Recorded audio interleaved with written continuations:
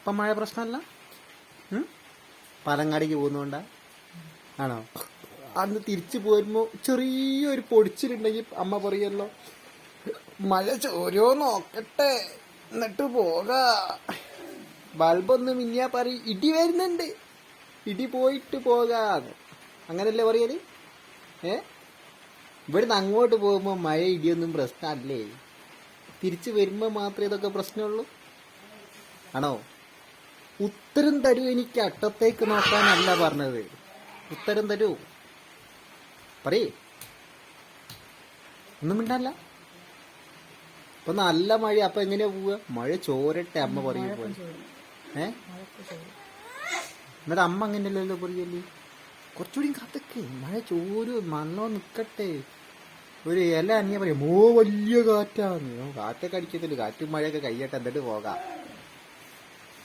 അങ്ങനല്ലേ ഈ ഒരു മമ്മി പറയാറ് അല്ലേ? എന്താ മറുപടി പറയാണ്ടോ?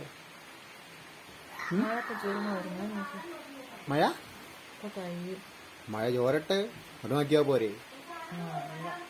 അവനാന്റെ വീട്ടിലേക്ക് പോകുമ്പോൾ മഴയും കാറ്റും വെയിലും ഒന്നും ഒരു പ്രശ്നമല്ല. ആദ്യം തിരിച്ചു പോരാൻ നേരത്തോ ഇതൊക്കെ വലിയ കാരണങ്ങളും. അങ്ങനെയല്ലേ? അല്ലേ?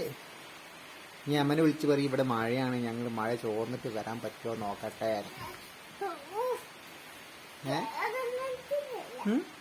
പറയോ?